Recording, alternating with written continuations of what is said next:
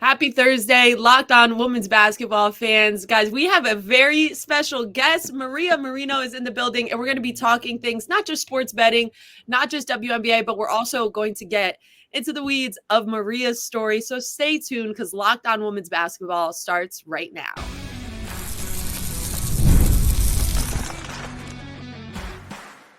You are Locked On Women's Basketball, your daily podcast on women's basketball. Part of the Locked On Podcast Network, your team every day. Your team every day and your first listen every day, guys. We're so happy to have you always tuning in, making Locked On Women's Basketball your first listen of the day. And we have so many fun episodes to come later this month, so stay tuned. Today's episode is brought to you by Game Time. Download the Game Time app, create an account, and use code LOCKEDONNBA for $20 off your first purchase. Terms apply. Okay. We got that out of the way. Maria, you are a host at Action Network. You've become a mentor to me. You're so amazing at what you do. You do basketball analyst work as well, play-by-play. You really cover everything in the sport, and there's a great feature done on you by the local hoops as well. But I'm so happy to have you on Locked On Women's Basketball. I'm so happy to be here. I am flattered that you would call me a mentor, and I'm really happy to hear that because I enjoy that part of my career. I have a good enough amount of experience where I feel like I can be there for, younger people that are coming up in the industry. So I'm just stoked to be talking to you, Gigi. You definitely are. And you're the one with all the books around you. So you have yeah. They're all legitimately my books. So yeah. The people who are just doing the audio component, Maria has like a whole library behind her. Yeah. So are those the books that you tap into to make your bets or? Oh, no. Well, it's funny. You can see over my shoulder prominently. Oh, it's not this shoulder. It is Gino, The Pursuit of Perfection. That was definitely a favorite considering I covered UConn for 4 to 5 years. But yeah, a lot of them are just kind of random, stuff from high school, stuff from college. I admit I haven't read every single one. I've read a lot of them, but yeah, as far as sports betting is concerned, that's more of, it's part of my job being a host at Action Network. I host a podcast called Buckets where we do get into the betting angle. For me, it's more of a hobby. I have a lot of experts on the show with me that will break down more of their betting strategy, but it's good for me covering both NBA and WNBA just because I'm a basketball nut and I understand the sport so well, follow it so much that I'm able to, I think, contribute a good amount of insights to help you just understand the game better. Yes, and we're going to get into your story, how you ended up at Action Network more in segment 2. And for everyone listening, guys, there was so many games that happened yesterday. In your episode for Buckets, for the preview of all these games, you literally called it a marathon episode because it was like, wait, this game is being played at 11 a.m., this one at noon. Yeah. Wait, so one thing I want to talk to you about, because I see you at these games and pick your brain on, is the New York Liberty. You had them beating the Sun, and it was so interesting to me because you go back and when you're breaking down, you're kind of telling people where they could put their money. So you're so well researched. One stat that you brought up that I thought was so interesting is how does a team perform after a loss? Right. And that's so interesting to look at for the Liberty. So the Liberty, they end up beating the Sun 71-68. Were there any surprises, or is them winning, was that surprising to you at all, even if you had them picked? So it wasn't surprising in the sense that, as mentioned in the preview that I did on Buckets, yes, they tend to be very good after a loss. And that's a stat that I think people should pay attention to with the upper echelon teams, like the top tier teams. I don't think it applies so much to the middle of the road or the bottom half teams because they don't have as much control, right? They're just not as good a team. They're not as talented, or they're not as deep, or they're not as precise. But for a team like the Liberty that is at the top of the standings to lose to a team like the Indiana Fever, that was a big upset. I mean, the Liberty last Saturday were double-digit favorites going into Indiana, and for them to drop that game, that's a big deal. And so I know for competitors on that team, especially Sabrina Ionescu, I feel like she has become sort of the epitome of like just that ruthless competitor. And like you're sitting on that and you want to erase that as quickly as possible. So, you go into Connecticut though, and they're one of the other top teams. And so no surprise, another close game. The Liberty, I think, were favored by 2.5. So they end up just winning by 3. They end up, covering as favorites. But I think what was surprising to me was how different the Liberty can look from quarter to quarter. So Yes.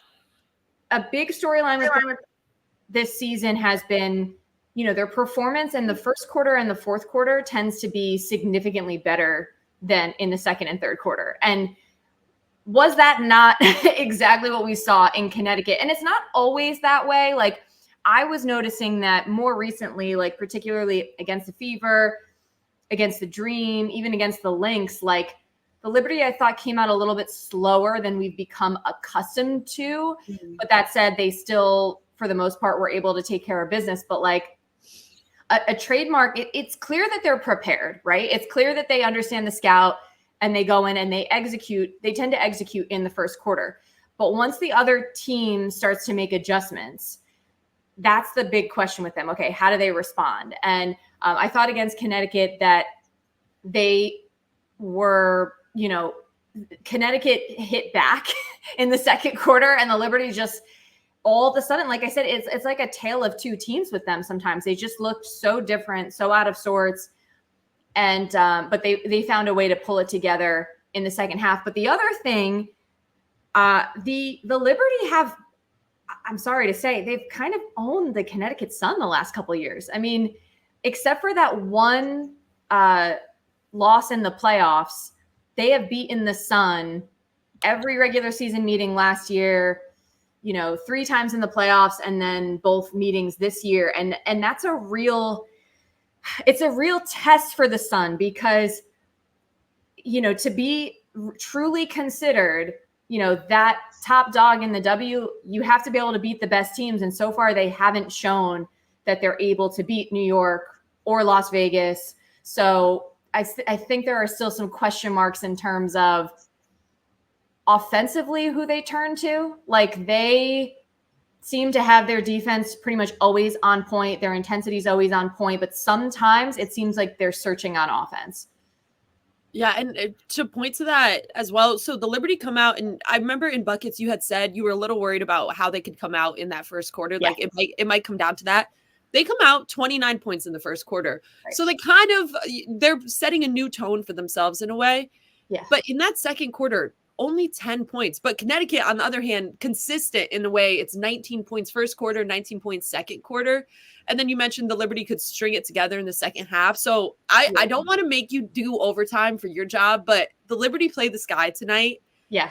Is there anything else that you're looking for to see that can they change? Is it just coming down to consistency quarter to quarter that you would look for? I think it's consistency in terms of intensity. I think it's sort of managing the rotation for Sandy Brondello, especially since we have to remember too, they didn't have Benajolani Hamilton yesterday. And I think she's a really, really important piece for them on both ends. Now, Leonie Fibish, I thought stepped up and she's been really great. What a great pickup for them, as a rookie, but obviously experienced at 24 years old and, having played overseas. I think what she has brought to them defensively, she has length. She has great lateral movement. She can score. So she definitely filled that need and they got through it. But my point being that it's definitely a little tougher when Sandy's having to not sort of have her go to her usual rotation. But the other thing I'm looking for, since you asked me about tonight, revenge game. Like the last time the Chicago Sky came to Barclays Center, that was one of the first losses that the Liberty had earlier this season. And so again, I always look for those intangible factors because I think that athletes, especially, top level competitors, they just remember those things, right? They just remember that, oh my goodness, like this young Chicago Sky team came into our building and beat us earlier this year. Like, we need to get them back. That's certainly something that I look at now. Both teams are on a back-to-back. So I think, you know, there's not really an advantage one way or the other there. You know, they both are having to travel, and coming back from Connecticut, there's no easy way.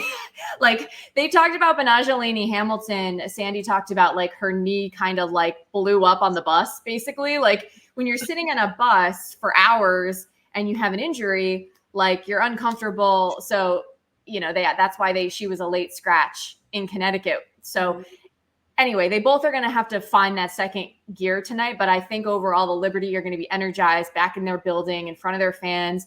And again, just kind of wanting to put the Chicago Sky in their place. Like, they don't want to lose to them again. It's good they were on a bus and not on a plane then, if the knee is not that bad. Okay, and then one last thing for the Liberty before we dive fully into your story.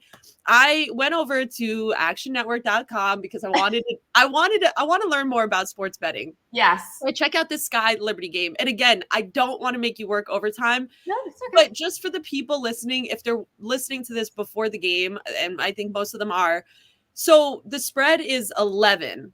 Do you think that they will cover the spread? You are so funny.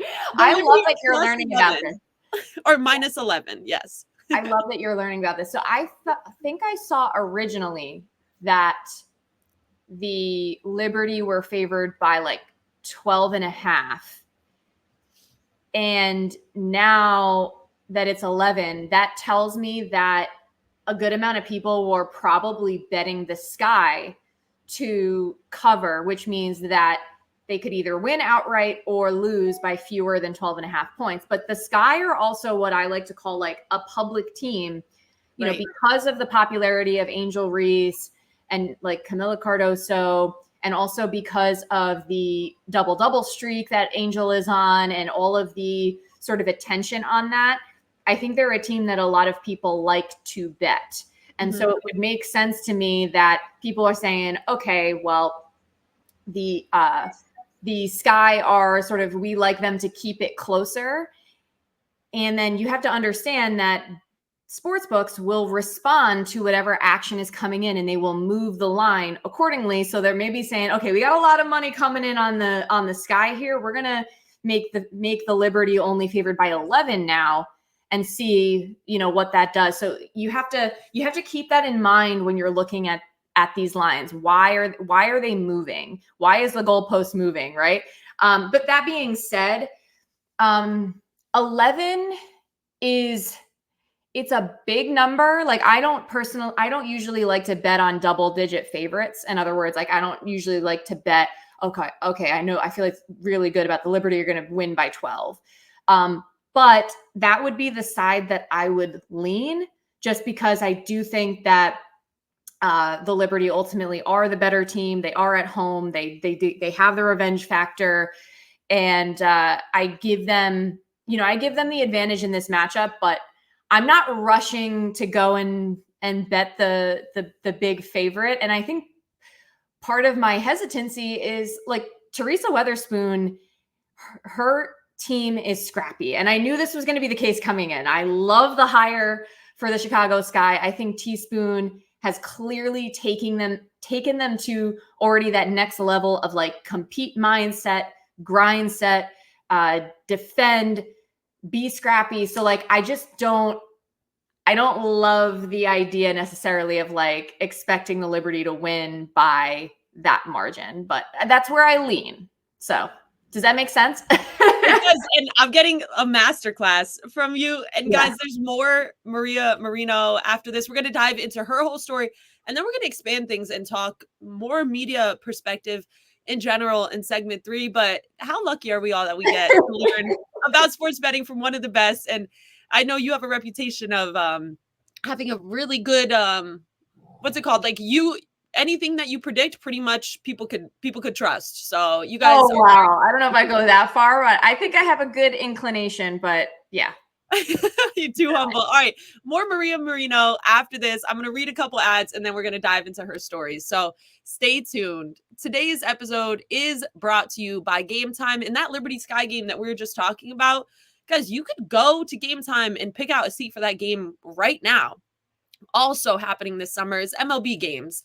I love going to watch the Yankees play this summer. Game Time is an authorized ticket marketplace of Major League Baseball, which makes getting tickets faster and easier. Prices on the Game Time app actually go down the closer it gets to first pitch, so it's never too late. With killer last-minute deals, all-in prices, views from your seat, and their lowest price guaranteed, Game Time takes the guesswork out of buying MLB tickets. So, like I mentioned, I would love to go to the Liberty Sky game tonight.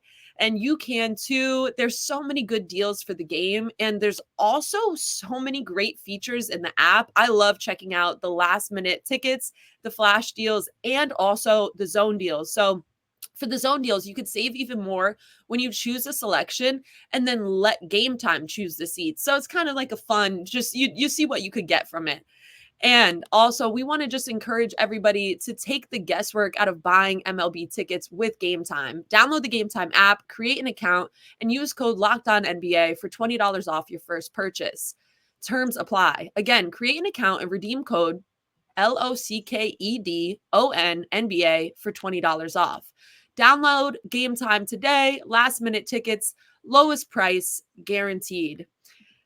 Another sponsor that we have today is Miracle. So Miracle Made, it's hot outside and your nighttime bedroom, like my temperature, has a huge impact on your sleep quality. If you wake up too hot or too cold, I highly recommend you check out Miracle Made's bed sheets. Miracle Made sheets are inspired by NASA and use silver infused fabrics that are temperature regulating so you can sleep at the perfect temperature all night long. Traditional bed sheets can harbor more bacteria than a toilet seat. Oof. It can lead to acne, allergies, and stuffy noses, and it's just gross. Miracle Made offers a whole line of self-cleaning antibacterial bedding, such as sheets, pillowcases, comforters that prevent up to 99.7% of bacteria growth and require up to 3 times less laundry. So like I mentioned, these are self-cleaning. These sheets are infused with silver that prevent up to 99.7% of bacterial growth, leaving them to stay cleaner and fresh 3 times longer than other sheets. No more gross odors. So go to trymiracle.com/locked-on. trymiracle.com/locked-on, LOCKEDON, to try Miracle Made sheets today. And whether you're buying them for yourself or as a gift for a loved one, if you order today, you could save over 40%. And if you use our promo code Locked On at checkout, you'll get 3 free towels and save an extra 20%. Miracle is so confident in their product. It's backed with a 30-day money-back guarantee. So if you aren't 100% satisfied, you'll get a full refund. Upgrade sleep today with Miracle Made. Go to trymiracle.com/locked-on and use the code LOCKED-ON to claim your free 3-piece towel set and save over 40% off. Again, that's trymiracle.com/locked-on to treat yourself. Thank you to Miracle Made for sponsoring this episode. And then the final one is our very own Lost streaming channel. Are you watching Fox Sports or ESPN on your TV all day? Have to turn down the volume with all that shouting? Make the switch to Locked On Sports today, a free 24/7 sports streaming channel programmed for you every day to bring you the biggest sports stories without all the screaming.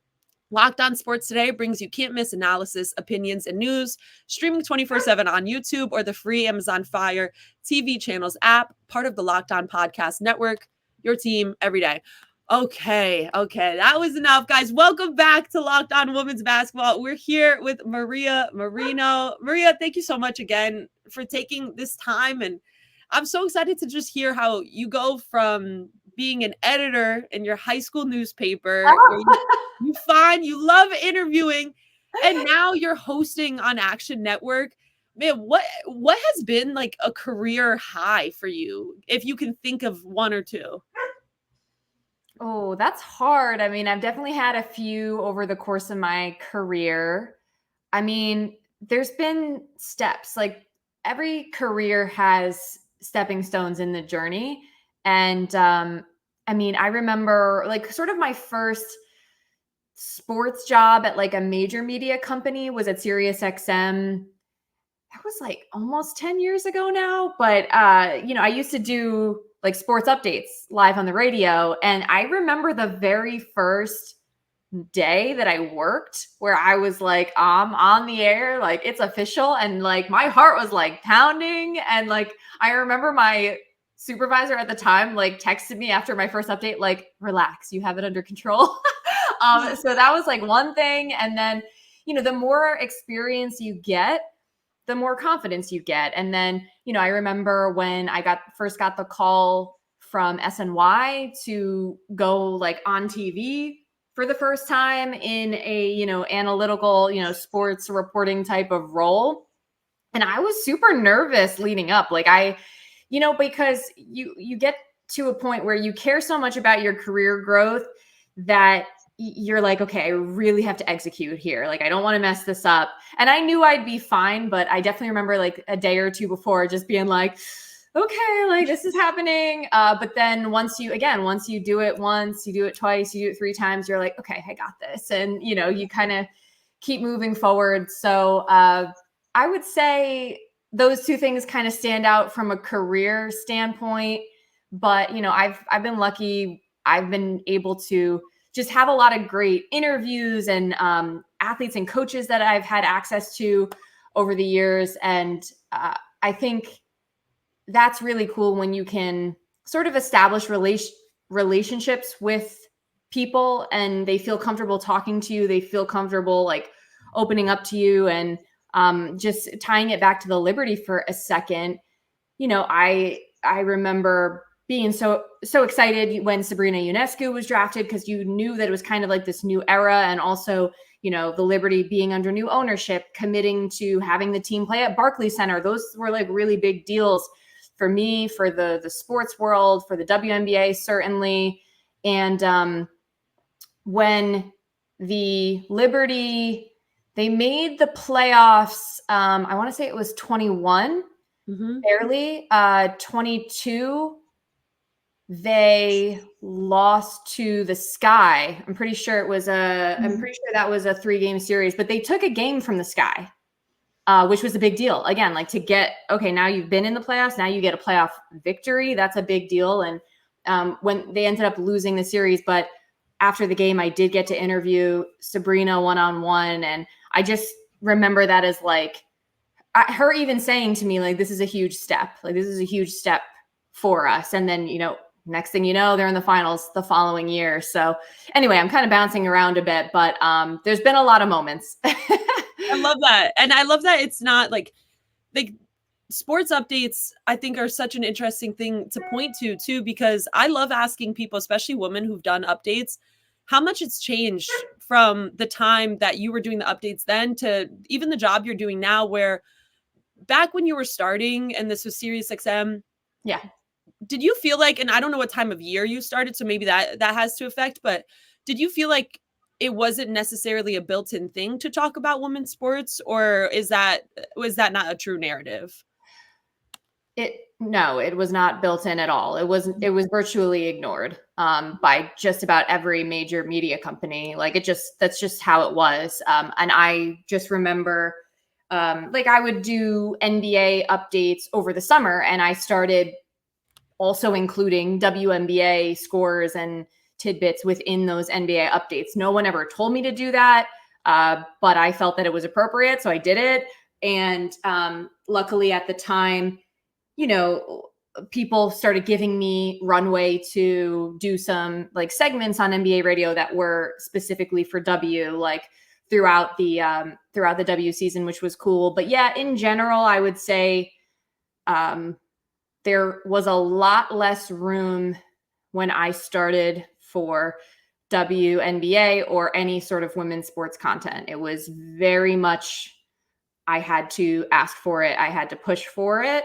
Now I don't have to do that anymore. It's just there, which is amazing. Like, I feel like I don't have to bother people all the time and be like, hey, can we talk about this? Can we talk about this? Should we talk about this? Like, now it's like assumed, which is phenomenal.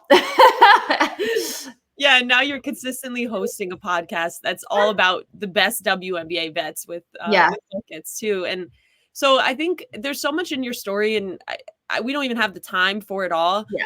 I guess I'd like to end this segment more with looking ahead to the future and kind of what you're seeing for yourself. And even if you're not looking in that way, that's fine. But I feel like it's a great thing to see the rise of, you start covering the WNBA in 2018 and how much it's changed since then, even with Sabrina in New York too. So yeah, do you always see yourself now it's the path with women's basketball, and I know you do your broadcasting with play-by-play as well, but yeah, is there anything that stands out to you as, I'd love to do this in the future? Definitely. Well, I learned pretty early on in my sports broadcasting career that basketball was my specialty. I love talking about all sports, and I'll talk NFL and, baseball and maybe even some hockey from time to time, and or whatever's going on. But I always knew I loved hoops. I was given the opportunity to start covering the W in 18, and I definitely recognized like a need for more expertise. And so definitely made that a big part of my repertoire, which it still is. And I certainly feel like women's basketball is always going to be a part of what I do, because not only is it a priority of mine, something that I enjoy. That's the other thing. Like, people may think it's like opportunistic or just me trying to like be fair or whatever. And like, that's not the motivation for me. The motivation for me is I love the game, period. And I enjoy watching women's basketball. I love watching basketball, period. And I'm so locked on to the NBA as well. But my point is, I think that what's great is, in addition to my passion for the W and women's college basketball, like, now it's to a point where the popularity is matching that. And so I feel like it's in demand, and it's going to be in demand for a long time. So I think that sets me up for the realistic notion that I can continue to make a career doing this and have it be a big part of my career. And I'm not saying like it has to be all basketball, whatever. I just know that it's always going to be a part of sort of the fabric of my career. And then, you mentioned, I've been dabbling in a few different things. I started doing play-by-play. And I think that's another area too, where I feel like I can use my voice, and it's sort of the purest form of storytelling because you're in the moment experiencing it. And so many people are experiencing it with you. And there's something so special about that. And it's like a high that I get when I'm courtside and I'm able to be the one sort of conveying to you as a viewer, or delivering to you the history that we're witnessing like in front of our eyes. So I love that part of it. I certainly feel like that's going to be hopefully a bigger part of my career as I keep growing and learning different skills. And I've started doing radio hosting with ESPN Radio, which again, I like forums like this, like what you and I are doing now, where we have room to get into conversations and have nuance.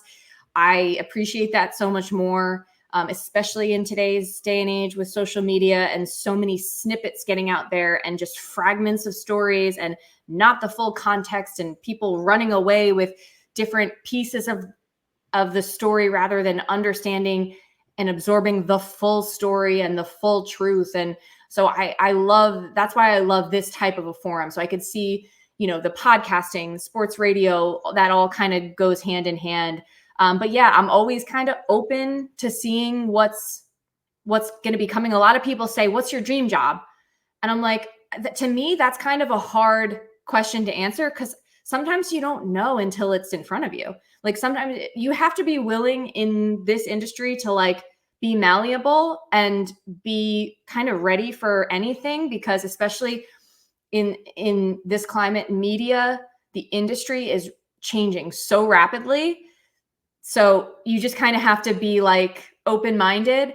And so, arm yourself with different skills, and most of all, like, pursue what you enjoy doing, I think, because that's going to hopefully be reflected back to the audience, and they can sense that. And then they're having fun, they're learning, they're they're getting more out of it when the person that's conveying it is so passionate about it. So that's how I feel about that.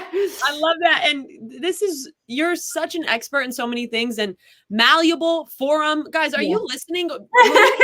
Has more than a basketball vocabulary. She has a general vocabulary. Okay, to wrap things up, Maria, I put your Instagram here, Maria C. Marino, but where else would you encourage people to check out your work? And I know you have a new episode of Buckets possibly coming out pretty soon. Yes. So where do you want people to head to? Definitely. Well, first of all, I noticed your Instagram handle at Gigi.Speer, very professional. And my, in addition to Instagram, it's the same on Twitter, X, at Maria C. Marino. And, definitely follow my podcast, Buckets WNBA via Action Network, and check out the Action app. There's a whole lot of really interesting content on there. And yeah, just happy to have anyone follow along the journey. And I'm sure I'll come on with you again sometime, since there might be more that we haven't even touched on yet. There's so much we haven't touched on. Maria, thank you so much for coming on again. Thank you for the mentor advice and my Instagram name too. So thank you so much. I hope you have safe travels heading to the Liberty game tonight. And I'm so grateful to have you on, and as a friend of the pod, and Howard and everybody say hello. Yes. Hi to everyone. Love what you all are doing. You are providing amazing, thorough content and the coverage that women's basketball deserves on a daily basis. So thank you. Thank you, Maria. And also, just to wrap things up, one more push to the Locked On streaming channel. Are you watching Fox Sports or ESPN on your TV all day? Have to turn down the volume with all that shouting? Make the switch to Locked On Sports today, a free 24/7 sports streaming channel program for you every day to bring you the biggest sports stories without all the screaming. Locked On Sports Today brings you can't-miss analysis, opinions, and news, streaming 24/7 on YouTube or the free Amazon Fire TV's channels app, part of the Locked On Podcast Network. Your team every day, like Maria said, every day. Thank you so much for listening, and have a great rest of your week, everybody.